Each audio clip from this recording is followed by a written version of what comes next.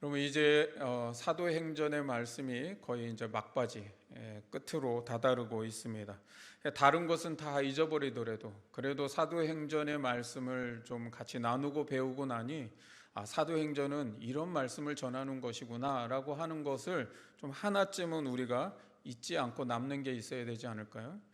그게 뭘까요? 이 제목이 사도행전이라고 하다 보니까 자칫하면 사도들의 행적과 전도 이야기를 기록한 책으로 이해하기가 쉽습니다. 근데 사도행전은 사도들의 행적과 전도 이야기를 기록한 책이 아닙니다. 누가가 사도행전을 기록할 때 단순히 사도들의 행적이 어떠했다, 그들이 어떻게 전도했다 하는 이야기를 남기려고, 그걸 역사에 남기려고 기록했겠습니까?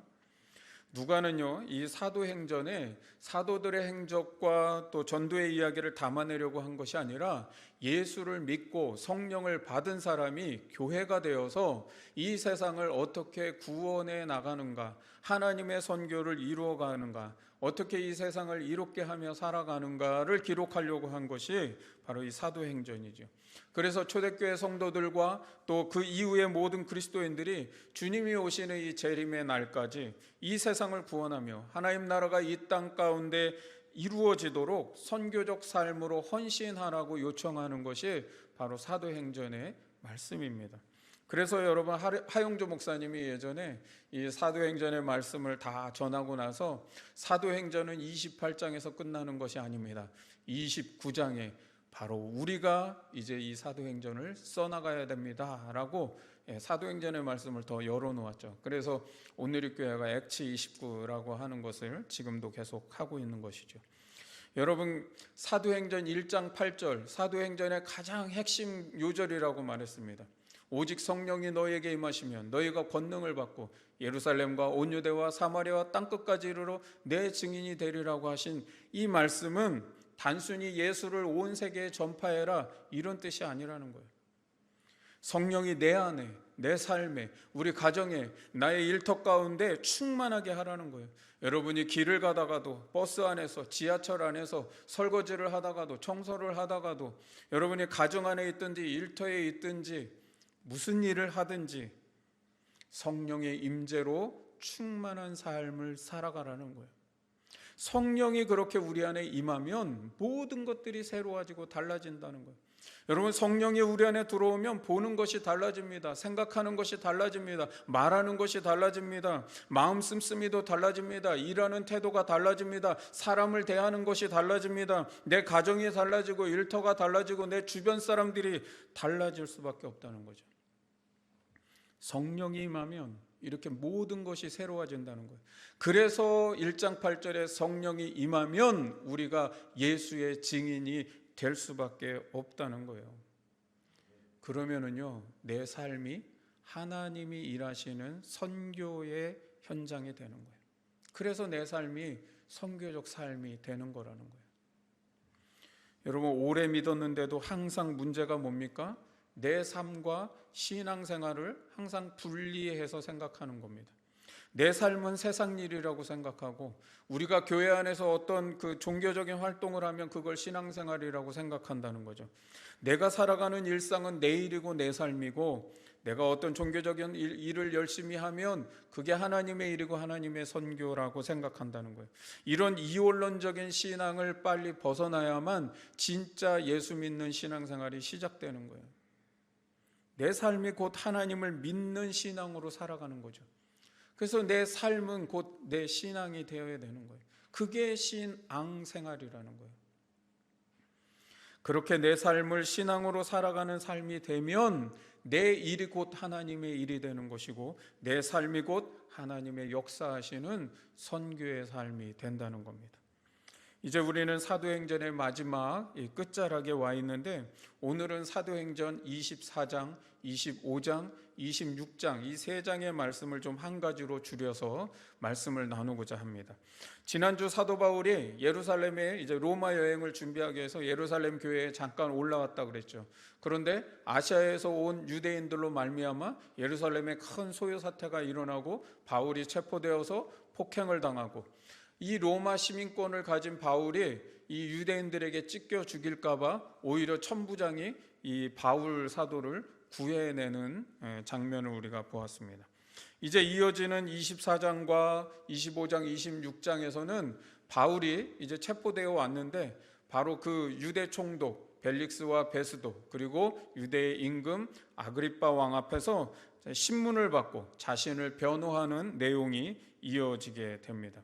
24장은 그래서 벨릭스라고 하는 유대 총독 앞에서 신문을 받고 변호를 하는데 이 바로 앞에 23장에 어떤 내용이 있냐면 바울을 죽이지 않고는 내가 먹지도 마시지도 않겠다고 동맹한 사람이 40여 명이나 있다는 거예요. 이 사람들이 바울 죽이기 위해서 당을 만들었다는 것이죠. 그리고 이제 24장에서 이 벨릭스 앞에 와서 바울을 고소하는 겁니다. 그런데 이제 이전과는 다르게 완전히 단단히 준비해 갖고 오는 거예요. 그래서 대제사장 아나니아까지 이제 직접 이 벨릭스 앞에 총독 앞에 출두를 합니다. 그리고 그 법정에 더둘로라고 하는 변호사까지 대동해서 데리고 온 거예요. 가만히 보니 이전에 이런 어떤 재판을 하다 보니까 바울이 너무나 똑똑한 거예요. 그리고 이 사람은 로마 시민권자로 로마의 법에 의해서 재판이 진행되고 있다는 것이죠. 그러니 아무리 유대법으로 뭔가를 고소하고 해봐야 소용이 없다는 거예요.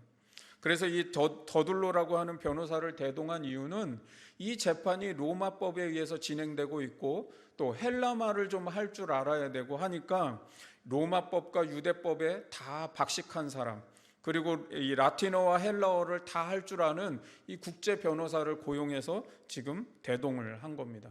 그러니까 바울 한 사람을 죽이기 위해서 얼마나 지금 유대인들이 집요하게 이 재판을 끌고 가는지를 알 수가 있다는 거죠.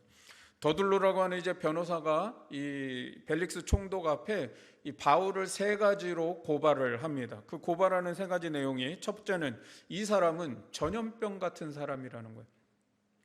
천하의 유대인을 다 소유하게 한다는 거예요. 지금 한 400만 정도가 여러 지금 각지에 흩어져서 살고 있습니다. 그런데 이 사람이 그 천하의 유대인들을 다 소유시키는 사람이라고 하니까 로마 정부의 입장에서는 어떻겠습니까? 유대인들이 막 각 지역에서 소유 사태가 일어나면 이런 지금 총독의 자리에 있는 사람들은 굉장히 불안한 것이죠. 그래서 지금 이 말 한마디는 뭐예요? 벨릭스 당신도 지금 이 한 사람 때문에 결코 좋지 않을걸요? 라고 하는 걸 지금 고소하는 것이죠. 두 번째, 이 사람은 나사렛 이단의 우두머리다 라고 그러는 거예요. 나사렛 이단이라고 말을 쓰는 것이요 굉장히 중요한 겁니다. 왜냐하면 그동안에는 지금 로마가 이해하기는 기독교는 유대인의 한 분파다, 유대교에서 갈라져 나온 하나의 분파야 라고 이렇게 생각을 하고 있었습니다. 그런데 지금 나사렛 이단이라고 하는 건 뭐예요? 기독교는 더 이상 유대교의 한 분파가 아닙니다. 우리랑 뿌리가 같은 사람들이 아니에요.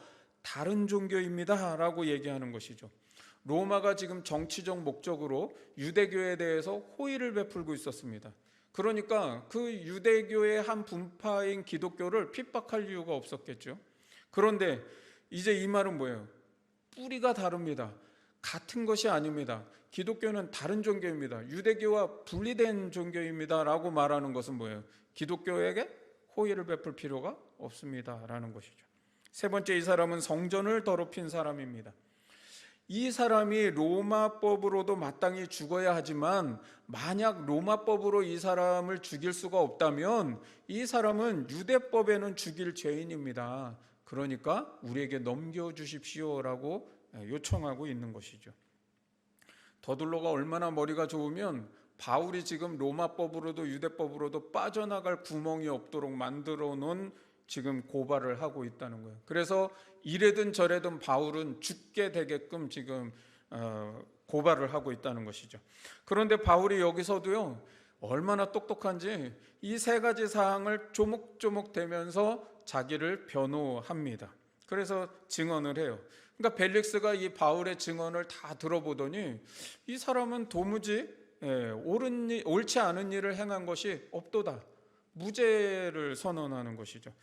십자가에 죽은 예수가 부활해서 살아났다고 주장하는데 죽은 자의 부활에 대해서 얘기하는 게 뭐 그리 대단한 일이라고, 이 사람 뭐 그것 가지고 죽일 일이 있을까? 이렇게 결박해야 되는가라고 생각한다는 것이죠. 그래서 이 유대인들에게 증거가 불충분하다. 그래서 재판을 보류합니다. 벨릭스가 이렇게 2년 동안 이제 재판을 질질 끌고 가다가 결국에는 이제 총독의 자리에서 내려오고 총독이 바뀌어 버리게 됩니다. 25장은 시간상 이제 2년이 흐른 겁니다. 그렇게 휴정이 된 지 2년이 흘렀는데 새로 부임한 총독은 베스도라고 하는 총독입니다. 이 베스도 앞에서도 이제 신문을 받고 변호하는 내용이 25장의 내용입니다. 자, 로마의 총독인 이 새로운 유대 총독이 부임을 하니까 어때요? 유대 지도자들이 2년 동안 우리 그동안 바울 어떻게 하지를 못했는데 때는 이때다라고 생각해서 다시 베스도 총독 앞에 찾아가 인사를 하고 이 바울에 대한 사건을 다시 얘기를 하는 겁니다. 그러면서 이 바울을 고발을 하고 있는 것이죠. 새로 부임한 총독이 전혀 지금 유대 상황에 대해서 인지하지 못하니까 그래 하면서 받아들이고 있는 것이죠. 그래서 이 재판권에 대해서 다시 고소해서 바울을 죽이려고 할 때에 이 베스도 총독이 가능하면 유대인들과 그냥 관계를 좋게 해야 자기도 이 총독의 자리에서 문제없이 살 수가 있으니까 이제 그 말을 최대한 들어주려고 하는데 바울이 이때 이 베스도 총독에게 이 유대인들이 중대한 사건으로 자기를 자꾸 고발을 하고 있지만 잘 따지고 보십시오. 그들이 나에 대한 죄에 대해서 증거를 대지 못하고 있습니다. 내가 그들이 말하는 것처럼 불의를 행한 일도 없고 죽일 죄를 지은 적도 저는 없습니다. 이제 내가 가이사에게 상소합니다. 즉 로마 황제에게 제가 상소합니다 라고 이렇게 말을 합니다. 그 당시 로마법으로는요, 가이사에게 항소하면, 즉 이 황제에게 내가 재판을 받겠습니다라고 상소를 하면 중간에 철회되는 법이 없습니다. 왜냐하면 그건 로마 황제의 권위를 지켜주기 위해서죠. 그러니까 가이사에게 내가 상소합니다라고 했다면 반드시 그 로마에 가서 황제 앞에 재판을 받도록 되어 있다는 겁니다. 바울은요, 이제 어쩌면 이 말 한마디가 자기의 목숨을 걸고 그렇게 대답을 한 결단이라는 겁니다.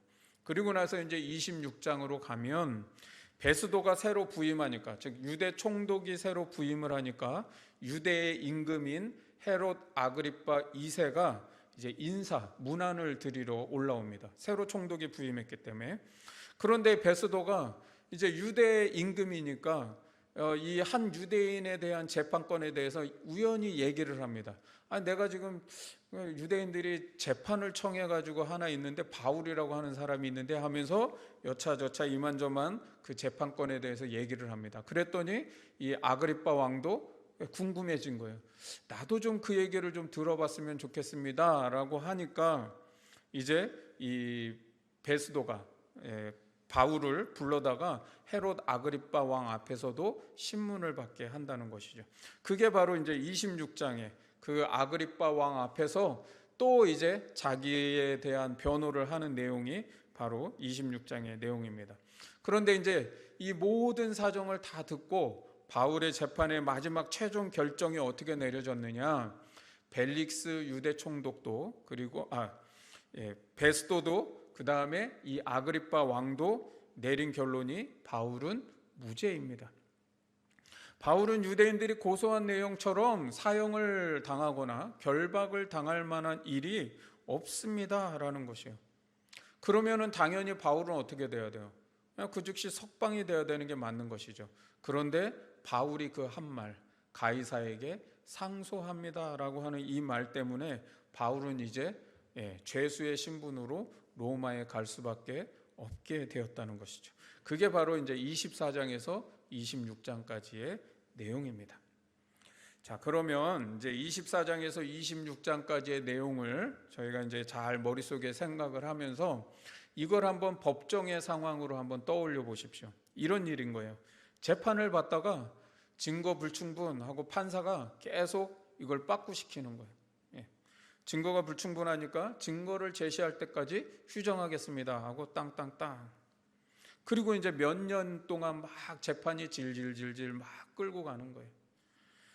그리고 나서 다시 개정을 하면 한참 시간이 또 지났잖아요. 그러니까 다시 처음부터 했던 얘기 또 하고 했던 얘기 또 하고, 그러다가 중간에 검사가 바뀌었다든지 이 사건이 다른 판사에게 넘어갔다든지, 그러면 다시 또 사건을 또 처음서부터 또 얘기하고 또 얘기하고.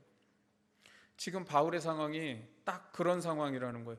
벨릭스 앞에서 신문을 받으면서 한참 자기에게 다 했는데 2년 동안 이 재판이 질질질 끌고 가다가 베스도 총독 앞에서 또 한 얘기 또 하고, 거기다가 또 아그리빠 왕이 와가지고 또 듣고 싶다 그러니까 자기 얘기를 또 해야 되고. 그래서 우리가 지난주 말씀 때 사도행전 9장과 22장과 26장이 바울이 자기를 변호하고 간증하는 내용이 똑같이 기록됐다 그랬죠.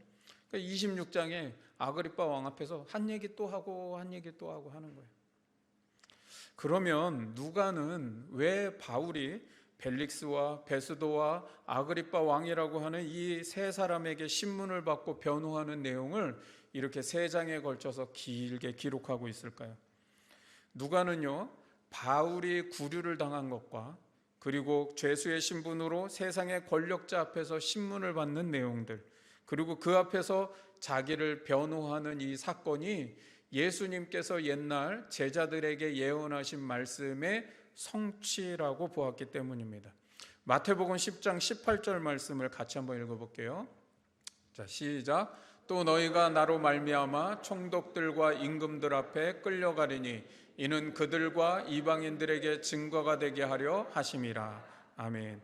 예수님께서 제자들에게 그때 말씀하신 게 이거예요. 너희가 나 때문에 총독들과 임금들 앞에 끌려가게 될 것인데 바로 그들, 그 이방인들 앞에서 너희가 나를 증거하게 될 것이다 라고 예언하셨어요. 그 예언대로 바울이 지금 유대 총독들과 유대 임금 앞에서 그렇게 예수를 증거하고 있다는 겁니다. 어떻게 아무것도 아닌 평범한 시민의 신분으로서 로마의 제국의 권력자인 유대 총독과 임금 앞에서 자유롭게 예수님에 대해서 증언하고 설교할 수가 있겠습니까? 그것은 법정에 서는 방법뿐이 없었다는 것이죠. 법정에 섰기 때문에 바울은 그 높은 통치자들 앞에서 마음껏 복음을 전할 수 있는 기회를 얻었던 것이고, 또 이 세상의 권력자들도 듣기 싫으면 안 들어도 되는데 법정의 상황에서는 그 죄수의 말을 귀 기울여 들을 수밖에 없거든요. 그러니까 그것을 잘 귀담아 들을 수밖에 없었던 거죠. 거기에 유대인들의 적개심과 또 분노, 이 바울을 억울하게 구속당하게 했지만 하나님은 오히려 유대인들의 이런 무지와 불신, 또 기독교에 대한 적개심과 분노를 이용해서요, 오히려 복음이 전 세계로 전파되는데 이용을 하셨다는 거죠. 사용하셨다는 거예요.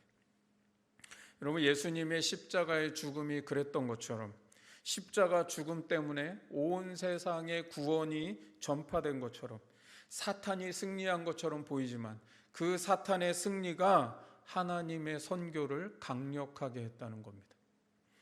여러분, 인간의 역사에는 마치 하나님이 침묵하시는 것 같고 인간이 다 실패한 것 같고 사탄이 승승장구하는 것처럼 보일 때가 있습니다. 그런데 오히려 그 속에서요, 하나님께서 놀라운 일을 이루고 계시고 하나님의 선교는 결코 멈춘 적이 없으며 하나님은 계속해서 일하시고 계신다는 것을 보여주고 있는 겁니다.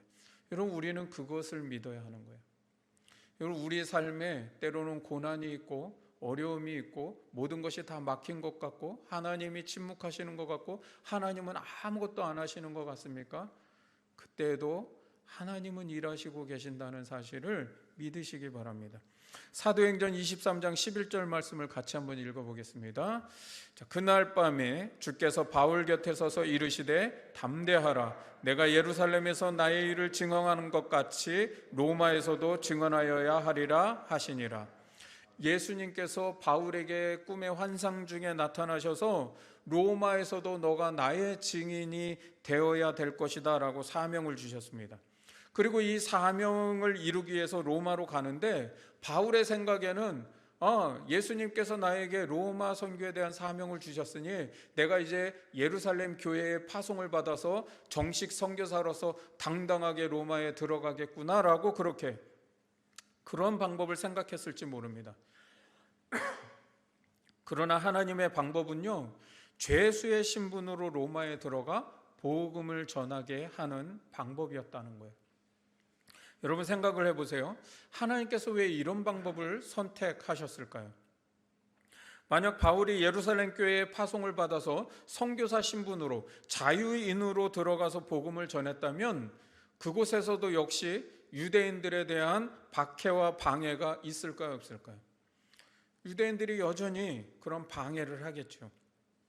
유대인들이 기독교에 대해서 이런 적개심을 가지고 계속 방해하고 자꾸 소요 사태를 일으킨다면 로마 제국의 입장에서는 어떨까요? 기독교는 자꾸 문제를 일으키는 집단으로 여기게 되겠죠. 그러면 바울이 아무리 로마 선교를 하고 싶어도 로마 정부에 의해서 선교가 막힐 수밖에 없다는 것이죠. 그런데 바울이 죄수의 신분으로 갔기 때문에 더 이상 유대인들이 바울에 대해서 어떻게 손을 쓸 수가 없게 되는 것이죠. 그래서 로마에서 유대인들의 소요 사태가 없이 조용하게 복음을 전할 수 있게 되었다는 겁니다. 24장부터 보면 바울이 세상의 높은 권력자들 앞에서 마음껏 복음을 전하게 될 수 있는 방법이 뭐였어요? 체포돼서 구금 상태에서 신문을 받는 죄수의 신분으로 복음을 전하는 거였습니다. 이것이 바울을 통해 하나님께서 세계 선교를 이루시는 하나님의 선교 방법이었다는 거예요. 바울이요, 벨릭스에게 2년 동안 이제 구류 상태에 있게 되었잖아요. 그런데 그 당시에는요, 이런 구류 상태에 있어도요, 가택연금이라는 게 있어서 구금 생활을 하지만 어느 정도의 자유를 보장받는 그런 구류 형태가 있었다는 거예요. 그래서 사람들을 자유롭게 만날 수 있었고요, 어느 정도는 돌아다닐 수도 있었다는 것이죠. 오히려 바울은 안전하게 로마 정부의 보호를 받으면서 군대의 호의를 받으면서 복음을 전할 수 있게 됐다는 거예요. 그러니까 하나님이요, 선교하는데 안전하도록 지켜주셨다는 거예요. 사도행전 24장 23절을 보겠습니다. 자, 24장 23절에 벨리스 총독이 지금 말을 하는 겁니다. 백부장에게 명하여 바울을 지키되 자유를 주고 그의 친구들이 그를 돌보아 주는 것을 금하지 말라 하니라. 이게 지금 바울의 상태예요. 2년 동안 구금 상태에 있었지만 바울은 이렇게 자유를 보장받고 친구들도 마음껏 올 수 있도록, 돌볼 수 있도록 허락을 받았다는 거죠. 자, 그러면서 25절로 가면은 바울이 벨릭스와 그의 아내 두루실라에게 하나님 나라의 의와 절제와 심판에 대해서 설교를 할 수 있었고요. 그 설교를 들은 벨릭스와 두루실라가 이제 두려워했다고 그랬어요. 그러니까 로마의 군대의 보호를 받으면서 이렇게 마음껏 복음을 전할 수 있었다는 거죠. 사도행전 28장 30절과 31절을 봅니다. 이게 사도행전의 마지막 절입니다. 사도행전의 마지막 끝이 어떻게 끝나냐? 30절에 바울이 온 이태를 자기 셋집에 머물면서 자기에게 오는 사람을 다 영접하고, 31절 하나님의 나라를 전파하며 주 예수 그리스도에 관한 모든 것을 담대하게 거침없이 가르치더라. 아멘. 여러분, 나중에 바울이 이제 로마에 가서 로마 선교를 하는데 자유인의 신분으로 마음껏 돌아다니면서 선교를 한 게 아니에요. 여기서도 역시 2년 동안 가택연금 상태에 들어간다는 거예요. 즉 구류 상태에 있는 거예요. 죄수의 신분으로 있기는 하지만 그런데 어때요? 계속 복음을 전하는 것으로 사도행전의 마지막이 이렇게 끝나고 있다는 거예요. 여러분, 사도행전의 마지막이 왜 이렇게 끝날까요? 처음에는요, 사도행전이 어떻게 시작했어요? 너희가 성령 받고 예수의 증인이 될 것이다. 근데 사도행전의 마지막은 죄수의 신분으로 로마까지 복음이 전파되고 있다라고 하는 것을 끝맺고 있습니다. 초대교회 상황에서 한번 이 말씀을 보세요. 그러니까 누가가 이 사도행전을 기록했을 때의 초대교회 상황을 한번 생각해 보세요. 그때에는 박해를 받고 있던 시대입니다. 믿음 때문에 투옥을 당하고 순교를 당하고 있던 시대라는 거예요. 그러면 초대교회 성도들의 입장에서는 어떨까요? 교회 지도자들이 끌려가고 성도들이 투옥되고 순교를 당하면 어떤 마음이 들까요? 만약 우리가 그렇다고 생각을 해보세요. 이제 모든 것이 다 끝났구나. 하나님은 우리와 함께 하시는가? 하나님은 과연 지금도 선교하고 계시는가? 우리가 이런 상황 속에서 어떻게 복음을 전할 수 있을까? 자칫 믿음을 잃고 사명의 길을 잃어버릴 수 있는 상황 가운데 있다는 것이죠. 그런 성도들에게 누가는 당신들 믿음을 잃지 마십시오. 용기를 내십시오. 담대하십시오. 라고 하는 말씀을 전하려고 하는 거예요.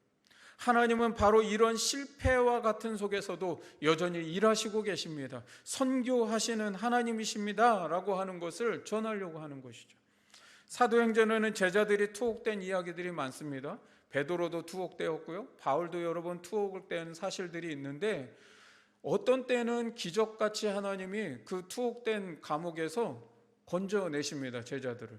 그런데 지금 또 어떤 때에는 그 투옥된 상황을 통해서 하나님이 선교하고 계시다는 것을 보여주는 것이죠. 무엇을 말하는 겁니까? 하나님은 인간의 모든 선택과 행동을 통해서 선교하고 계신다는 거예요. 인간의 실패가 하나님의 실패가 아니라는 것이죠. 인간의 역사, 그 사람의 일 배후에는 하나님의 뜻이 있고 하나님의 일이 있다는 것을 말씀하는 거예요. 누가는 사도행전을 통해서 초대교회 성도들과 이후의 모든 그리스도인들이 사람의 일과 하나님의 일을 나누는 게 아니라 인간의 역사 속에 일어나는 모든 일들 속에 하나님이 일하고 계신다는 믿음의 시각을 갖게 하려는 거예요.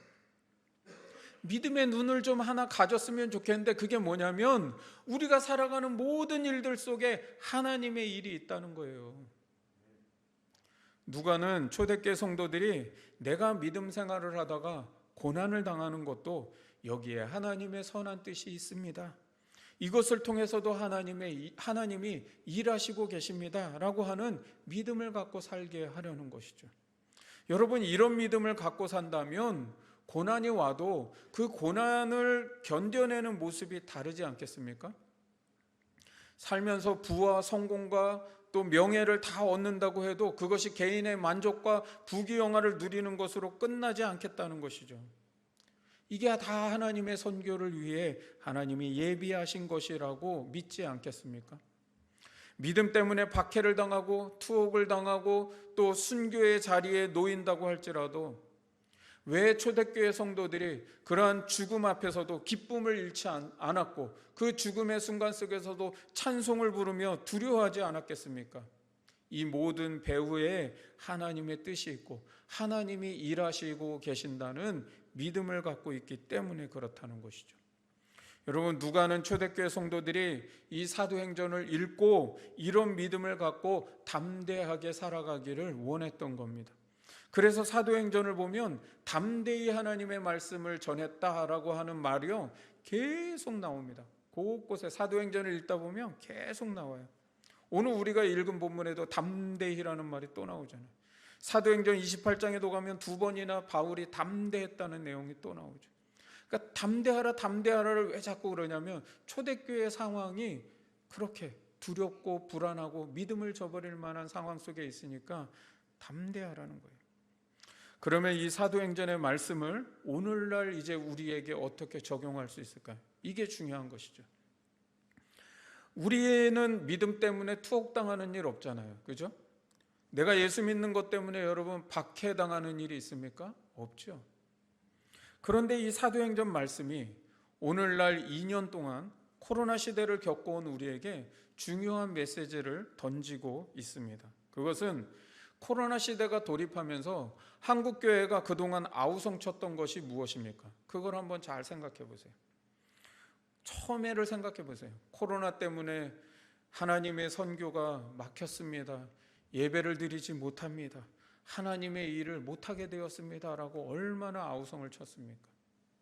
근데 여러분, 우리의 신앙의 의식이 너무나 교회 중심적이고 종교 생활에 갇혀 있기 때문에 하나님의 일과 사람의 일을 자꾸만 분리해서 생각하는 이원론적인 신앙에 갇혀 있기 때문에 그렇다는 것이죠.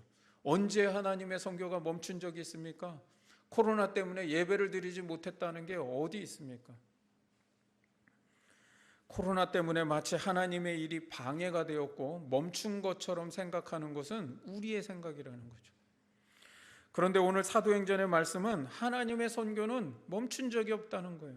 코로나 시대에도 여전히 하나님은 일하시고 계셨고 선교하시는 하나님이시라는 거예요. 문제는 우리가 하나님이 어떻게 일하시고 계시고 하나님이 어떻게 선교하고 계신지를 깨닫지 못하는 데 있다는 거예요. 하나님께서 이 코로나 시대에 우리의 일상 속에서 어떻게 일하고 계시는지, 또 어떤 뜻을 갖고 계신지를 알면 우리는 얼마든지 선교적 삶을 살아갈 수 있다는 겁니다. 바울이 왜 갑자기 베스도에게 내가 가이사에게 상소하나이다 외쳤겠습니까? 바울이 단순히 아이고 이제는 지쳤습니다, 이렇게 매번 고소하고 변호하고 질질질질 끌려다니는 이런 재판을 더 이상 이제 못 해먹겠습니다 라고 해서 이 얘기를 한 게 아니에요. 유대인들의 그 끈질긴 고소에 이제 신물이 납니다. 내가 가이사에게 상소합니다 라고 그렇게 외친 게 아니라는 것이죠. 2년 동안 가택연금 속에서 죄수의 신분으로 복음을 전하다가 보니까 깨달아진 거예요. 하나님께서 선교하시는 방법이 어떤 것인지를 깨달은 겁니다. 그것을 깨닫기 전에는 바울은요, 계속해서 자기를 변호하는 말에만 집중을 했습니다. 그것을 깨닫기 전에는 바울은 어떻게든지 풀려나서 내가 예루살렘 교회에 파송을 받아서 정식 선교사로서 당당하게 로마에 들어가서 복음을 전하리라, 그렇게 생각을 했다는 거죠. 그러나 하나님이 어떻게 선교하시고 어떻게 자기의 상황과 일상을 통해서 일하는지를 깨닫고 나니까 어떻게 해요? 비로소 내가 가이사에게 상소합니다 라고 말할 수 있었다는 거예요. 그동안 자신의 삶을 보니까 이 법정에서 신문과 변호의 기회가 주어질 때마다 하나님이 자신을 통해서 복음을 전할 기회를 주시더라는 것이죠. 여러분, 우리가 사도행전 말씀을 통해 가져야 될 믿음의 시각이 있습니다. 그것은 사람의 일과 하나님의 일을 나누는 것이 아니라 사람의 일을 통해서 하나님이 일하신다는 시각입니다. 심지어는 하나님은요, 하나님을 알지도 못하고 믿지도 않는 벨릭스와 베스도의 일상을 사용하시기도 하신다는 거예요. 심지어는 기독교에 대해서 적개심을 갖고 바울을 죽이고자 혈안이 되어 있는 유대인들도 사용하더라는 겁니다. 모든 일에 하나님의 뜻이 있고요, 하나님이 일하신다는 믿음을 갖기를 주님의 이름으로 축원합니다. 그리고 하나님께서 어떻게 선교하시는지, 하나님의 선교 방법과 일하시는 방법이 무엇인지를 깨달아야 하는 거예요. 특별히 나의 삶과 직업을 통해서 하나님이 어떻게 사용하고 계시고 어떻게 선교하고 계시는지를 여러분이 각자 깨달으셔야 한다는 거예요. 여러분, 내 일과 내 직업이 하나님의 선교의 도구라는 생각을 잊지 마십시오. 그것을 자꾸 잃어버리니까 내 삶과 하나님의 일을 자꾸 분리시키는 것이죠. 여러분, 내 삶이 곧 하나님의 선교예요. 내 직업과 내 일상의 삶이 하나님의 일이라는 시각을 갖고 살아가십시오. 이것은 아무 관련이 없어. 내가 뭐 지금 이렇게 일하는 게 이게 뭐 하나님의 선교랑 뭔 관련이 있어. 난 집에서 주부로 그냥 가사 일만 하는데 이게 하나님의 선교랑 무슨 일이 있어 라고 생각하는 순간 내 일과 하나님의 일을 분리하는 것이죠. 결코 그렇지 않습니다. 모든 것이 하나님의 선교의 재료입니다. 하나님의 이 선교가 보여야 돼요. 하나님이 어떻게 일하시고 어떻게 선교하시는지가 보여야 한다고요. 바울이 어떻게 벨릭스와 베스도와 아그리빠 왕을 만날 수 있었겠습니까? 여러분, 바울의 고난이라고 하는 것이 오히려 높은 권세자들을 만나 그들 앞에 당당히 복음을 전할 기회를 갖게 했다는 겁니다. 유대인들의 비방과 고소라고 하는 것 결코 유쾌한 일이 아니죠. 그 억울한 일 당하고 패배한 것처럼 보이는 그 상황을, 그런데 하나님이 그것을 사용하셔서 하나님의 선교를 완벽하게 이루고 계시더라는 겁니다.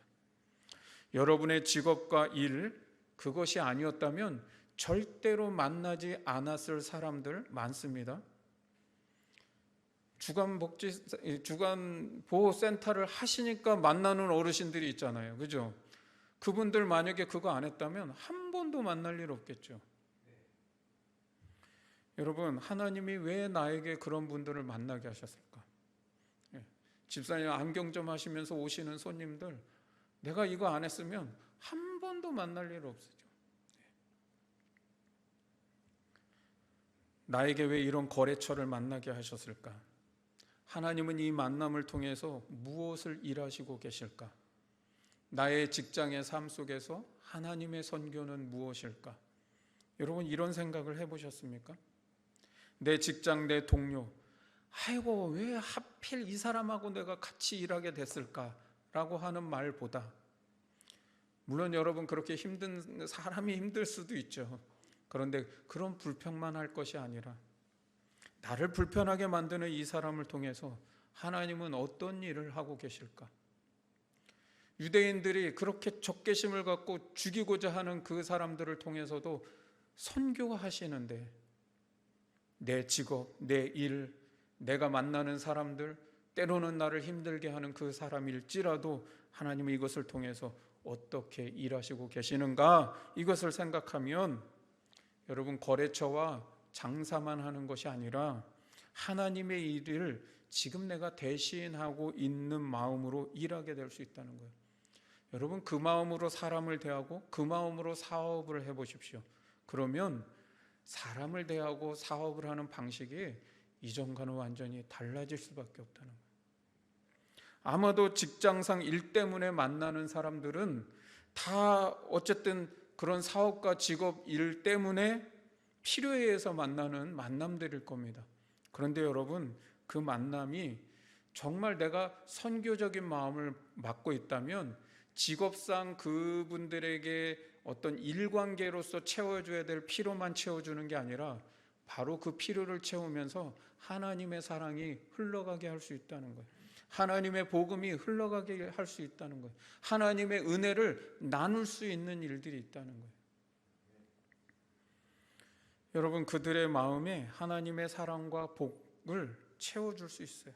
똑같이 사업적인 필요를 채울 수 있지만 그 필요만 채우는 사람과 선교적인 마음을 갖고 하나님의 일을 대신하는 거야 라는 마음을 갖고 그 일을 한다면 분명 뭔가 다른 것을 느끼게 해줄 수 있다는 거예요.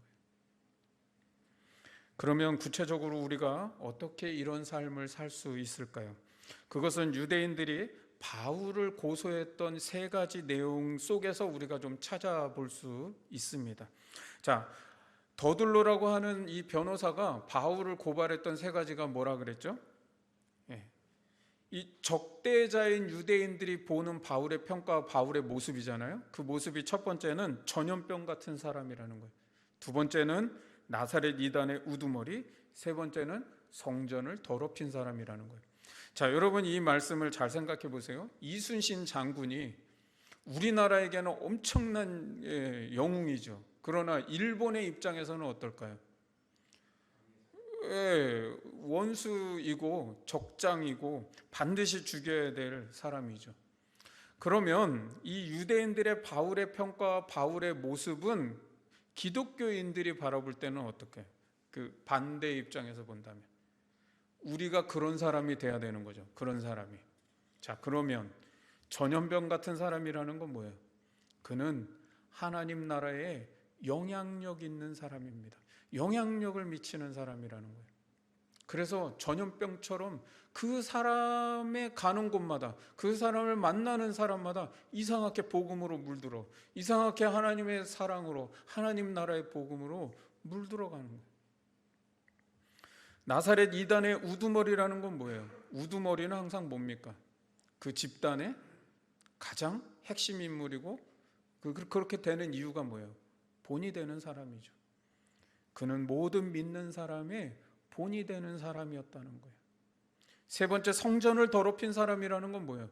유대인의 입장에서는 성전을 더럽혔지만 기독교인의 입장에서는 이 사람 뭐예요? 바른 믿음으로 서게 하려고 개혁하는 사람이죠. 성전을 오히려 깨끗게 한 사람이죠.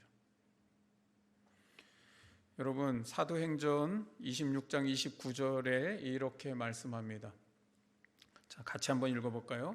바울이 이르되 말이 적으나 많으나 당신뿐만 아니라 오늘 내 말을 듣는 모든 사람도 다 이렇게 결박된 것 외에는 나와 같이 되기를 하나님께 원하나이다. 아멘. 베스도와 아그리빠 왕이 있는데 그 아그리빠 왕이 바울아 너가 적은 말로 나를 그리스도인 되게 하려고 하느냐라고 할 때에 바울이 아그리빠 왕에게 대답하는 말입니다. 왕이시여, 당신뿐만 아니라 내 말을 듣고 있는 모든 사람들이 나처럼 이렇게 결박된 거 외에는 다 나와 같이 되기를 바랍니다. 여러분, 사람의 일과 하나님의 일을 나누는 것이 아니라 내 직업, 내 일이 하나님의 일이라고 하는 믿음의 시각을 가지고 우리의 삶의 자리에서 믿음의 선한 영향력을 미치는 삶을 살아가기를 원합니다. 또한 우리의 가정과 일터와 사회생활 속에서 본이 되는 사람으로 살아가기를 원합니다. 하나님 나라의 정의와 사랑이 이 땅 가운데 실현될 수 있도록 교회를 새롭게 세상을 이롭게 하는 삶을 살아갈 수 있기를 주님의 이름으로 축원합니다.